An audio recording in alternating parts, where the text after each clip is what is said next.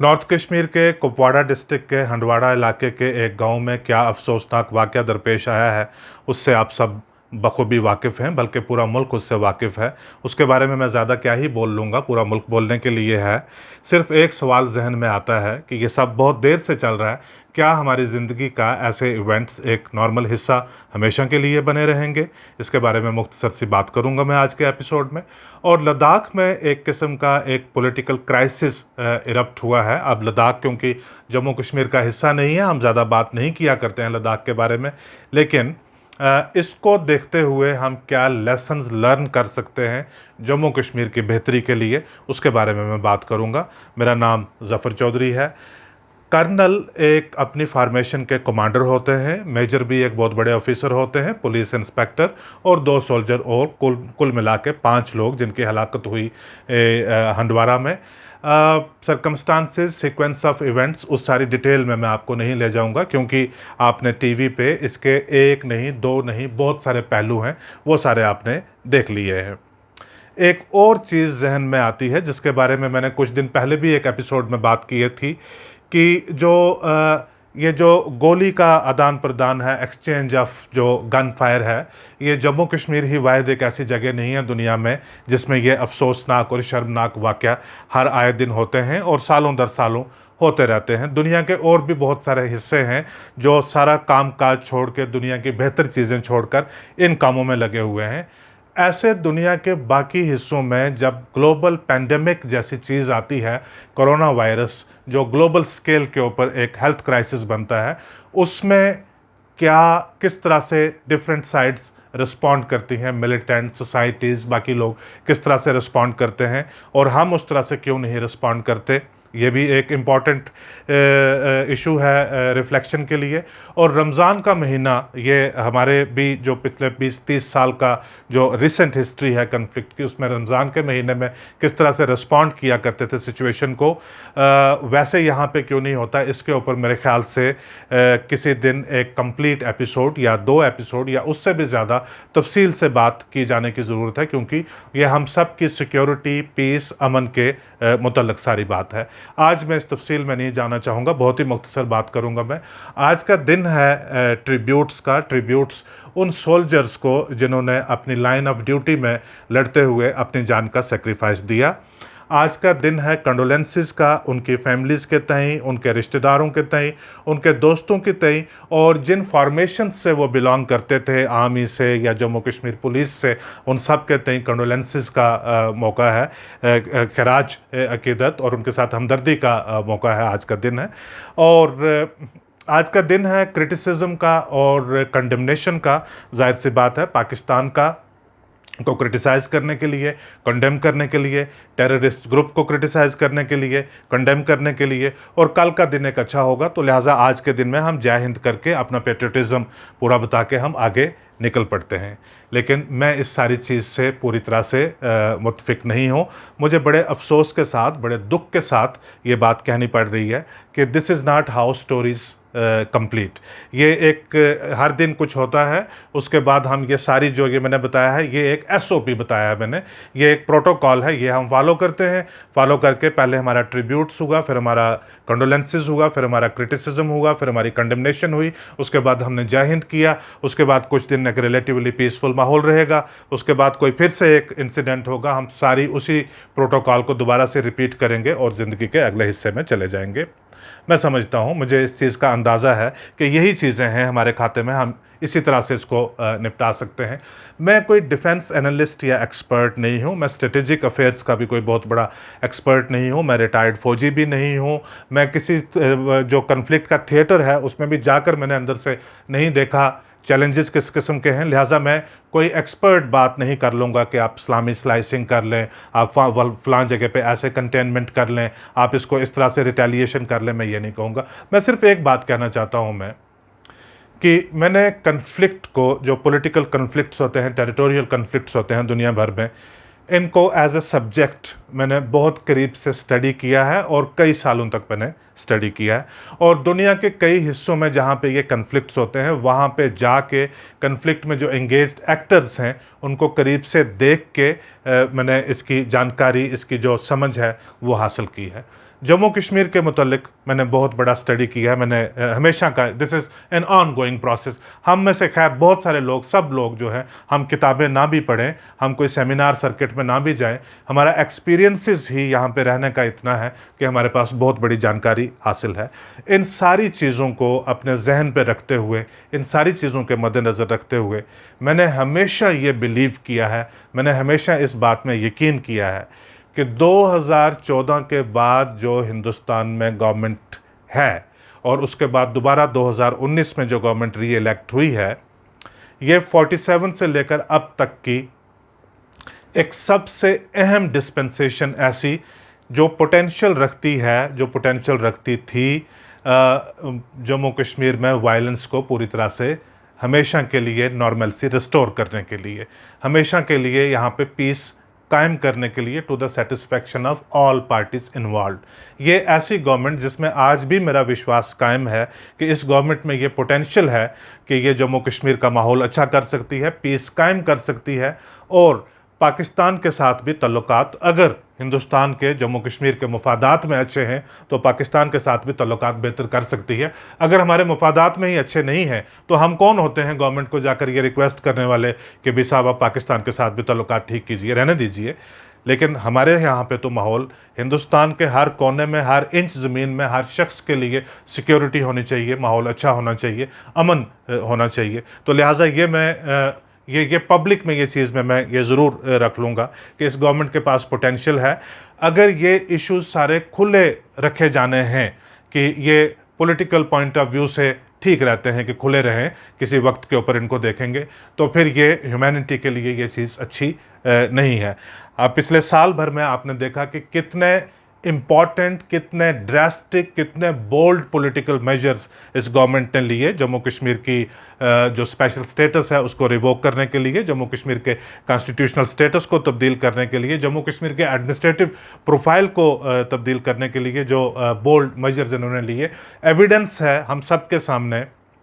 कि एक बहुत minuscule minority of grievance, of complaint, of anger, उसको छोड़ के मुल्क भर से और दुनिया भर से गवर्नमेंट को सपोर्ट मिली है कि आपने बहुत अच्छा किया है। लेकिन उसके बाद आज जब हम देखते हैं कि एक ये जो एक पेंडेमिक के दौरान तो सारी चीज़ें कम से कम बेहतर होनी चाहिए थी और हम किस डायरेक्शन में जा रहे हैं। गवर्नमेंट को दिल्ली में बहुत संजीदा, बहुत तजुर्बा रखने वाले, बहुत बड़ी सोच रखने वाले लोग बैठते हैं। हम तो उनके सामने कुछ भी नहीं है। मेरे ख्याल से वो बैठ लें और वो सोच लें और वो तय कर लें कि लास्टिंग पीस किस तरह से इंश्योर किया जा सकता है जम्मू कश्मीर में और हमारी सरहदों पे भी, और जो भी तरीका हो वो अपना लें। पहले भी बहुत सारे तरीके जो अपनाए हैं उनसे आज तक पूरी तरह से कोई रिज़ल्ट सामने आए नहीं हैं। ये बात कहनी बहुत आसान है, कन्वीनियंट है, ठीक है कि हमने तो अपनी तरफ से सारा कुछ कर लिया, लेकिन पाकिस्तान और टेररिस्ट्स ये कर रहे। खतरा तो पहले भी वही था, चैलेंज पहले भी वही था, 10 साल पहले भी वही था, 20 साल पहले भी वही था, 30 साल भी पहले वही था। हम अगर ग्लोबल लीडर हैं तो हमारी लीडरशिप का सबसे बड़ा चैलेंज ये है कि हम इन चीज़ों को अपने फेवर में, अमन के फेवर में हम कैसे इन चीज़ों को सेटल कर सकते हैं। ये एक हिस्सा रहा आज का। दूसरा ये है कि लद्दाख के बारे में मैं बात करना चाहता था। एक बड़ा इंटरेस्टिंग डेवलपमेंट हुई है। वहाँ जो लेह के बीजेपी के प्रेसिडेंट हैं चेरिंग डोरजे, वो जम्मू कश्मीर गवर्नमेंट में पहले मिनिस्टर भी रह चुके हुए हैं, वो बीजेपी के डिस्ट्रिक्ट प्रेसिडेंट है लेह में। आज उन्होंने इस्तीफ़ा दिया है और नेशनल प्रेसिडेंट मिस्टर नड्डा साहब को उन्होंने चिट्ठी लिख के इस्तीफ़ा अपना भेजा है और शिकायत उन्होंने ये की है कि जो यूनियन टेरिटरी एडमिनिस्ट्रेशन है, ये जो Ladakh autonomous hill development council है और Ladakh autonomous hill development council Leh और Ladakh autonomous hill development council Kargil, इनको ये किसी भी मामलात में कंसल्ट नहीं करते, इन्वॉल्व नहीं करते, इनको साथ लेकर नहीं चलते। और क्योंकि ये जो दोनों LAHDCs हैं, ये एक इलेक्टेड बॉडीज़ हैं, पहले तो इनकी एक कॉन्स्टिट्यूशनल अहमियत थी क्योंकि जम्मू कश्मीर की लेजिस्लेचर ने लेजिस्लेट करके इनको एम्पावर किया हुआ था। अब इनकी हैसियत यूनियन टेरिटरी में कैसी है उसका मुझे पता नहीं है, लेकिन एक पावरफुल इंस्टीट्यूशन है। यूनियन टेरिटरी क्योंकि लद्दाख है, विदाउट लेजिस्लेचर है, तो जिसमें पब्लिक पार्टिसिपेशन वाला जो इंस्टीट्यूशन है वो ऑटोनॉमस हिल डेवलपमेंट काउंसिल ही है, जिसमें लोग पार्टिसिपेट करते हैं, अपने आप को इन्वॉल्व समझते हैं और डिसीजन मेकिंग प्रोसेस का अपने आप को हिस्सा समझते हैं, वो ये इंस्टीट्यूशन है। और दोरजे साहब ने लिख के कहा है कि ये हमें तो पूछते ही नहीं है, इसमें हमें किसी मामले में ये कंसल्ट भी नहीं करते, इस्तीफ़ा हो गया। दिलचस्प बात यह है कि कुछ दिन पहले एक ऑडियो लीक हुआ है। आजकल आपको पता है कि फ़िज़िकली मीटिंग्स नहीं हो सकती हैं, तो लोग हैंगआउट्स के ज़रिए या डिफरेंट ऐप्स के ज़रिए मीटिंग करते हैं। और बीजेपी का जो आउटरीच प्रोसेस है, जब कोरोना नहीं था तो आपको पता है, इससे मैं बहुत ज़्यादा मुतासिर हूँ बीजेपी की ऑर्गेनाइजेशनल कैपेबिलिटीज़ को लेकर कि ये बूथ लेवल तक लोगों के साथ डायरेक्टली वीकली बेसिस जो भी इन्होंने पैटर्न बनाया हुआ होता है कि यहाँ पे हमने वीकली बेसिस पे रीच आउट करना है, यहाँ पे फोर्टनाइटली है या मंथली है, वो ये करते रहते हैं। जब ये हो गया,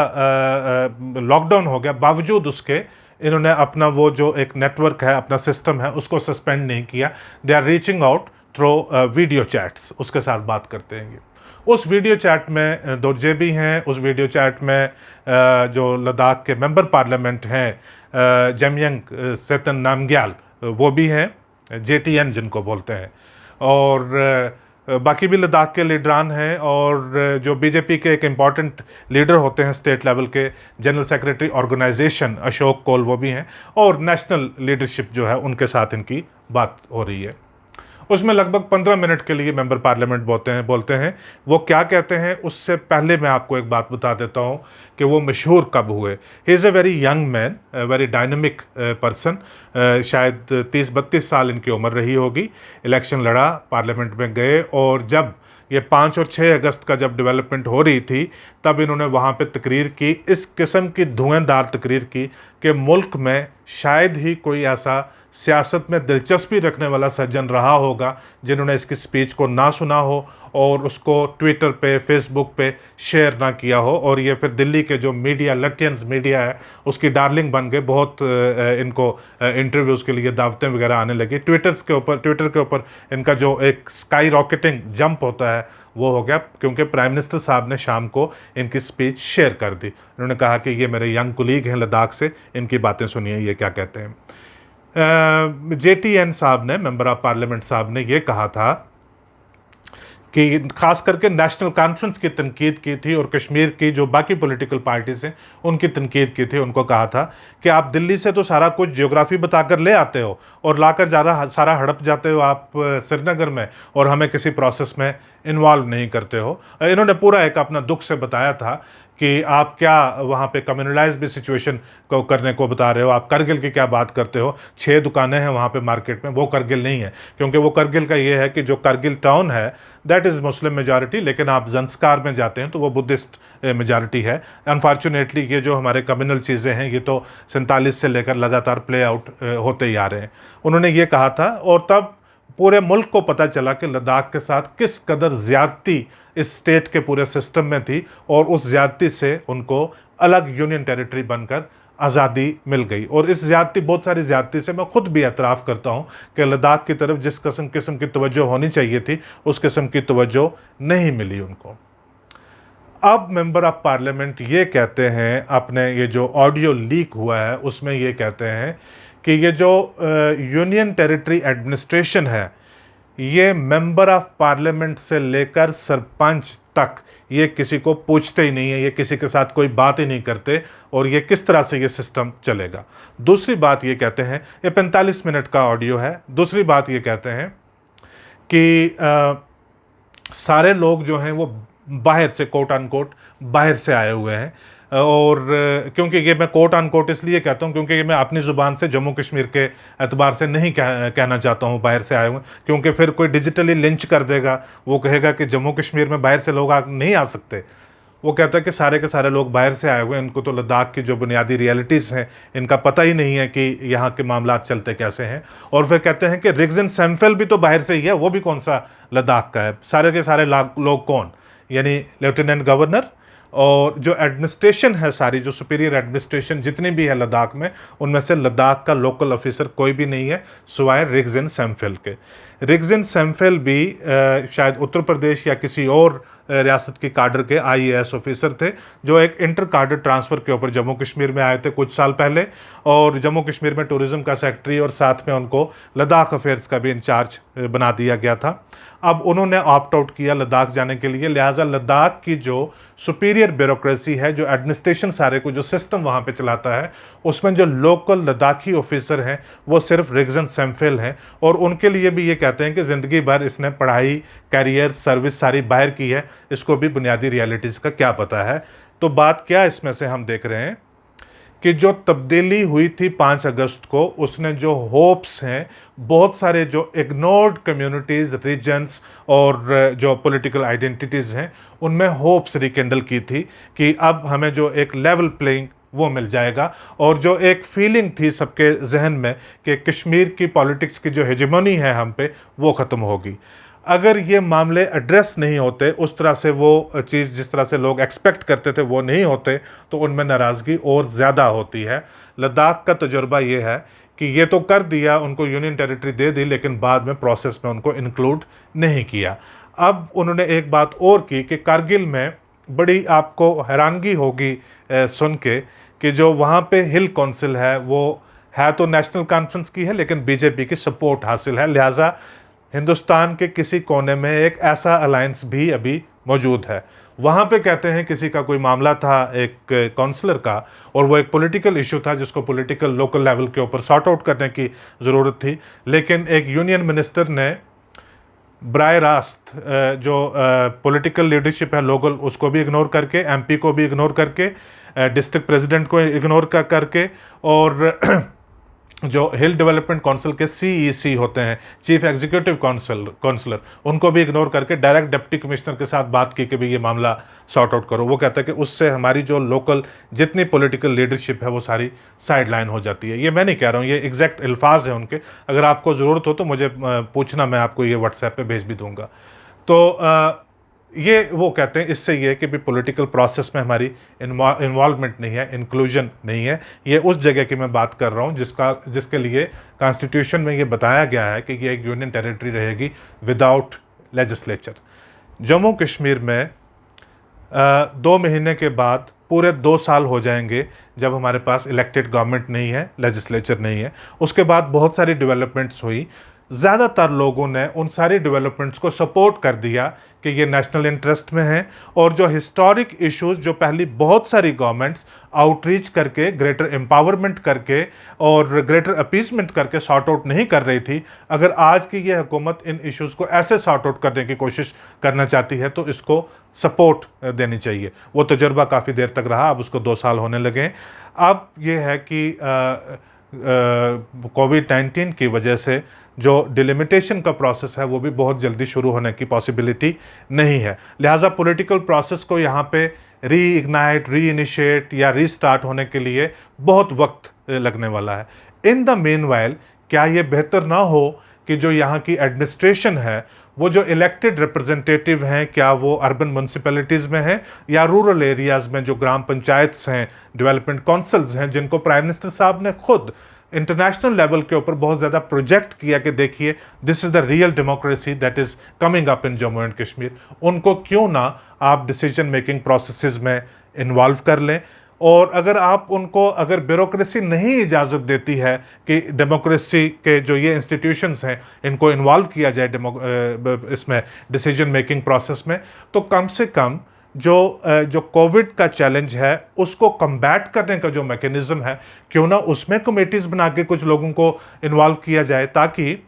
ऐसे ना लगे कि 1,30,00,000 की पॉपुलेशन एक तरफ और 200-400 लोग एक तरफ, और इनके बीच में जो है वो एक बिल्कुल वैक्यूम बना हुआ है। ये अगर इंटीग्रेशन अभी होती है, इन लोगों की इन्वॉल्वमेंट अभी हो जाती है। श्रीनगर के मेयर को मैं देखता हूँ कभी ट्वीट वगैरह करके अपनी प्रेजेंस जो है वो इस्टेब्लिश करते रहते हैं सिस्टम में, लेकिन जम्मू है, बाकी डिस्ट्रिक्ट्स में है, म्यूनसिपैलिटीज़ हैं, ब्लॉक डेवलपमेंट काउंसिल्स हैं, पंचायत्स हैं, कहीं पे किसी की सिस्टम में कोई पार्टिसिपेशन नहीं है, कोई पूछ नहीं, और प्लानिंग व्लानिंग के सारे मामले जो हैं वो भी तो साथ साथ चलते जा रहे हैं। ये लोग कंप्लीटली साइड लाइन पे रहेंगे। अगर इनकी थोड़ी पार्टिसिपेशन इस लेवल के ऊपर आप इंश्योर करना शुरू कर देते हैं, तो अभी से लेकर जो जर्नी है रियल पॉलिटिकल प्रोसेस जो डिज़र्व करते हैं जम्मू कश्मीर के लोग, और जो कॉन्स्टिट्यूशनली ड्यू है, कमिटेड है, वो जब तक रिज्यूम होता तब तक कम से कम एक जो सेम्बलेंस ऑफ पॉलिटिकल नॉर्मलसी है वो तो बनी रह सकती है। आज का एपिसोड देखने के लिए आपका बहुत शुक्रिया।